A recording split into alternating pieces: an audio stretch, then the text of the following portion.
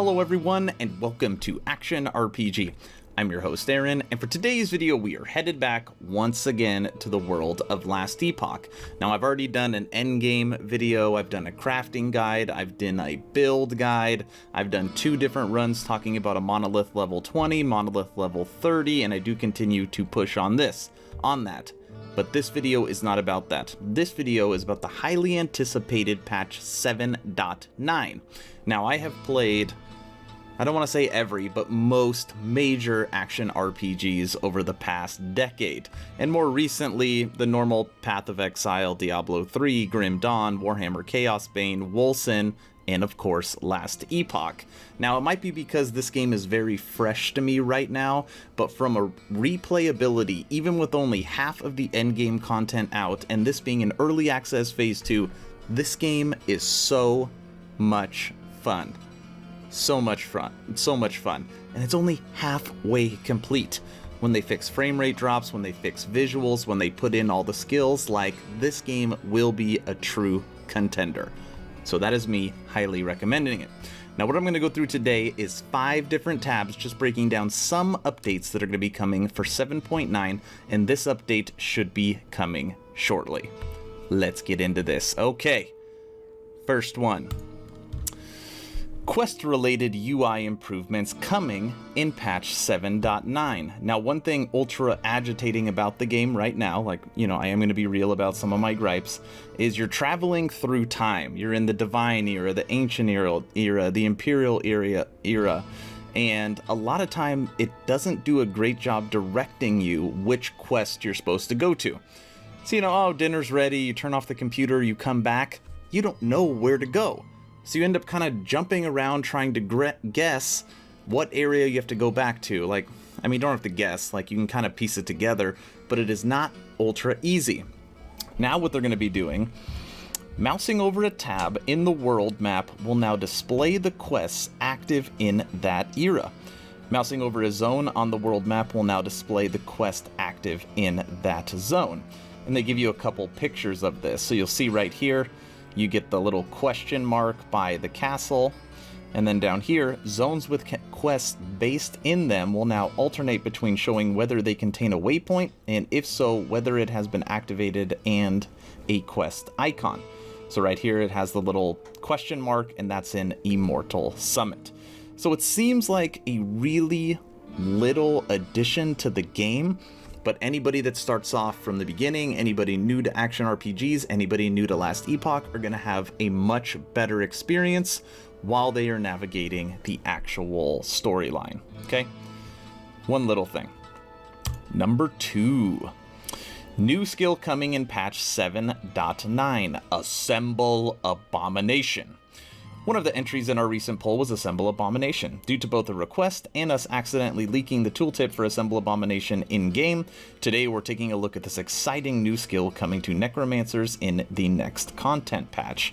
Now, I've played Sword and Board in this game, and I have played Necromancer. I will tell you right now, out of those 2 I have played, I am thoroughly enjoying Necromancer.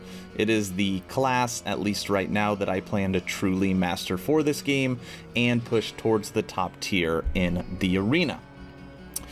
Assemble Abomination. Hold the ability key to absorb minions in the area. When you release the summon, a single hulking abomination will be added. Health and more damage per minion absorbed. The abomination's health decays increasingly over time. The minions absorbed as part of the Dark Ritual are no mere sacrifice. The brute you stitch together will behave differently depending on its composition. If specialized correctly, absorbing skeleton mages will allow the monstrosity to unleash hungering souls upon its foe. While consuming a bone golem during its construction will allow Abomination to use Mighty Stomp attack. And then right here it just talks about what you absorb, what it gets. So for me, in my head, right now my Necromancer uses Wraiths, Skeletons, and Skeleton Mages. And at some points, I can have as many as 30 Wraiths on the screen. So that's kind of like, I start thinking, like, how many souls can you truly absorb? Can I absorb all 30 and he turns into just an absolute monster? Like, and when I mean monster, like killing machine? I don't know. But that is going to be fun to play with. As with all newly added skills, Assemble Abomination will arrive in Last Epoch with a full-size specialization tree. We hope you're looking forward to patch 7.9 as much as we are. All right, that's tab 2. Let's move on to Trace. The poll winner, let's look at Dreadshade. What do you know? Another Necromancer skill. I cannot wait for this patch to drop. Dreadshade, 30 mana.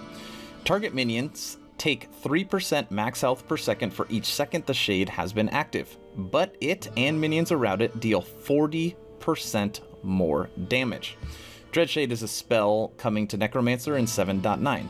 The base functionality of the skill causes a massive damage buff to apply in an area around the minion. That minion will be subjected to increasing large amounts of damage each second, and the buff will end when the minion dies or after 20 seconds, whichever happens first. So you kind of see it here. It's got the little skeleton in the middle, or no, this is your actual minion, and then it's got a little, looks like a little dead ghost above it. So basically, anytime you cast this, any minions in it are going to get surrounded in this little teal mist, and then it's going to have the shade. It's a thing over it, causing shade on top.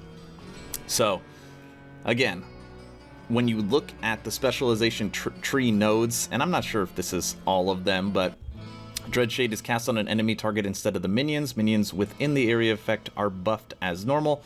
The enemy is neither buffed nor subject to health degeneration. Duration reduced by 10 seconds. Dreadshade drains the health of all affected minions. Doom brands are applied to the affected minions, causing them to explode on death. So now you can explode your minions by using it. Dreadshade now affects you and other non-minion allies in addition to minions. Dreadshade applies damned to affected enemies and minions each second.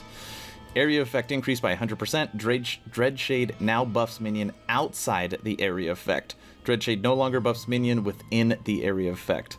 So that's really interesting. So I could cast it off screen, and then it would affect the ones that aren't in it. This is important if you're a Necromancer player. As an aside, your current intention is to remove the Acolyte skill Mark of Death in patch 7.9. Acolytes will receive a replacement skill, and the base effective Mark of Death will continue to be available through alternate means, including Dreadshade's personalization tree. If I could read correctly, what that is saying is that Mark of Death will be removed as an actual skill that you can use and have its specialty tree.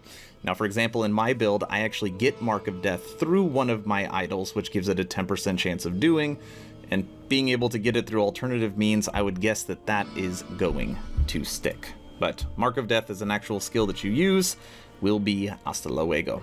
Okay. Number 4. Last month we posted about our plans to replace the skeleton models used in Last Epoch. In that post, we shared some of the concept art we had created for these new skeletons, and since then, our art team has been working hard to bring them to life. Cross that out, undeath. These new skeletons aren't finished just yet. We're still discussing some of the finer points that goes into making models for our game, such as making adjustments to the palette for greater contrast between different materials, particularly between the leather and bone. Click on the images to see a larger version. So skeletons in the game, they look like skeletons, and for the most part, they look kind of identical. If it's just a regular warrior skeleton, it's got a sword and a shield. If it's a bow, it's got a bow. If it's a mage, it's got a little hoodie on with a staff, right? So, not a lot in there. We'll check out these new models for skeletons. Here is a skeleton assassin, right? It's got its little, I don't know what that is on there, little bombs, little knife, kind of rogue style. It's got the cape on and cloak. Looks good.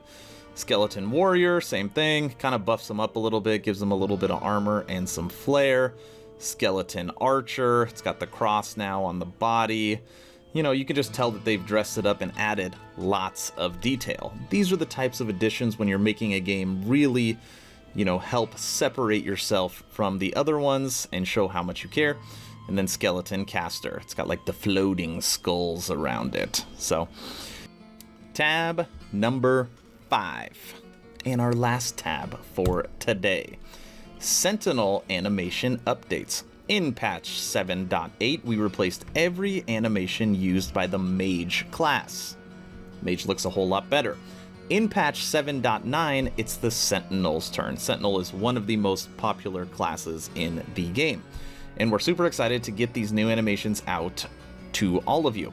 In the meantime, we hope you enjoy the samples we've gathered for you below. Now again, I know these don't look amazing, okay? But compared to what we had, and again, it shows the level of detail and what they are doing for each character class. So right now the animations for some classes that are from the first ever early access, you know, again, there's a lot to be desired, but they're going through each class individually and updating every single skill and animation they do. So right now we'll go through just a couple of this right now. So for the Sentinels class, Forge Strike, right? Forge Strike on the left. Forge Strike on the rear. Forge Strike on the right. Looks so much better. Hammer Throw. Ooh, Hammer Throw. Ooh, Hammer Throw. Ah, Hammer Throw. Wraith, or Rat. Smelter's Wrath. I can talk. Front. Left. Rear. I like that build up. Right. Warpath. The common whirlwind skill of literally every single game that has a hitting class. It's really interesting when it stops at the end. It like comes directly out of the Sentinel's back. It's kind of interesting. Patch preview, yada yada yada. Okay, so that is where we're at. And again, this is just a brief preview of everything that should be coming to 7.9, but I just wanted to go through their news. I tore through their Twitter. I really pulled out the information that they have been highlighting, because this stuff is guaranteed gonna be in there, and this patch should be dropping anytime. Now when it drops, of course, I will do a full breakdown video. I'll log into the game and I will show you what I think. But right now, Last Epoch, if you are looking for a new action RPG, this is the game that I recommend. I'm having so much fun, and right now they haven't even dropped multiplayer. I know that's a big killer for a lot of people. Right now we're finishing out phase 2. In phase 3 they are dropping multiplayer for the games, you know, and then there's a whole bunch of other things that are coming with that. But if you're looking for a new action RPG to get into, Last Epoch. Okay, that's all I've got for you today. If you have not joined the official Action RPG Discord, please do so. The link is in the description below. We now have almost 180 members. It is growing every single day. Good conversations every day if you're looking for a new gaming community. The idea is to have a group of gamers that could jump from game to game together, so you never start the server by yourself. And you have a direct line to me, so you can ask me any questions. All right, that's it. Last Epoch 7.9 is on the way. Stay home, stay safe, do not forget to join the official Action RPG Discord. Aaron.